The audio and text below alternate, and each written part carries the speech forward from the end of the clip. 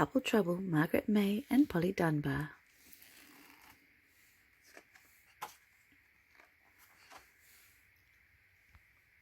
Little Mabel blew a bubble, and it caused a lot of trouble.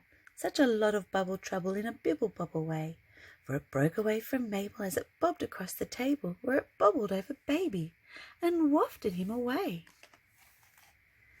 The baby didn't quibble, he began to smile and dribble, for he liked the wibble wobble of the bobble in the air. But Mabel ran for cover as the bubble bobbled above her, and she shouted out for Mother, who was putting up her hair. At the sudden cry of trouble, Mother took off at the double, for the squealing left her reeling made her terrified and tense. Saw the bubble for a minute with the baby bobbing in it as it bibbled by the letterbox and bobbed across the fence. In her garden, Christa Gribble had begun to cry and cavil at her lazy brother Greville reading novels in his bed. But she bellowed, "Gracious Greville!" and she grovelled on the gravel when the baby in the bubble bibble bobbled overhead. In a garden folly, Tibble and his jolly mother Sybil sat and played a game of Scrabble, shouting shrilly as they scored. But they both began to babble and to scrabble with the Scrabble as the baby in the bubble bibble bobbled by the board.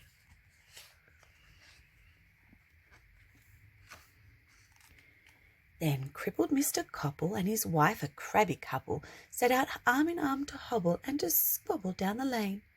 But the baby in the bubble turned their hobble to a joggle as they raced away like rockets, and they've never limped again.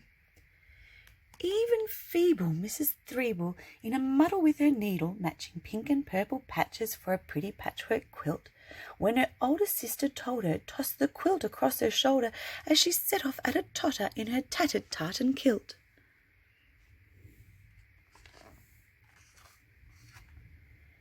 At the shops a busy rabble, meant to gossip and to gabble, started gibbering and goggling as the bubble bobbled by.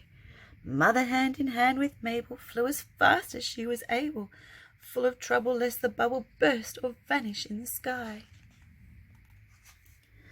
After them came Greville Gribble in his nightshirt with his novel, all about a haunted hovel held high above his head, followed by his sister Christa, though her boots had made a blister. Then came Tibble, pulling Sybil with the Scrabble for a sled.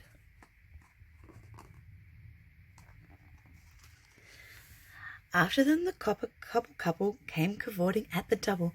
Then a jogger, quite a slogger, joined the crowd who called and coughed. Up above the puzzled people, up towards the chapel steeple, rose the bubble with the baby, slowly lifting up aloft. There was such a flummadiddle, Mabel huddled in the middle. Canon Dapple left the chapel, followed by the chapel choir. But the treble singer Abel threw an apple core at Mabel, as the baby in the bubble bubbled up a little higher. Oh, they giggled and they goggled until all their brains were boggled, as the baby in the bubble rose above the little town. With the problem let us grapple, murmured kindly Canon Dapple, and the problem we must grapple with it is bringing baby down.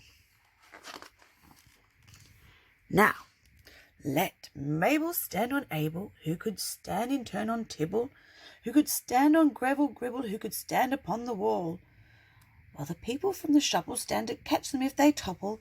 Then perhaps they reach the bubble, saving baby from a fall.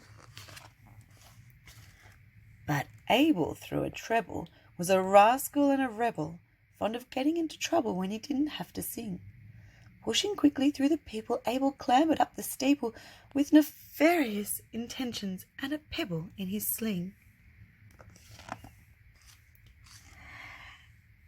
Abel quietly aimed the pebble past the steeple of the chapel, the baby in the bubble wibble wobbling way up there, and the pebble burst the bubble, so the future seemed to fizzle for the baby boy who grizzled as he tumbled through the air.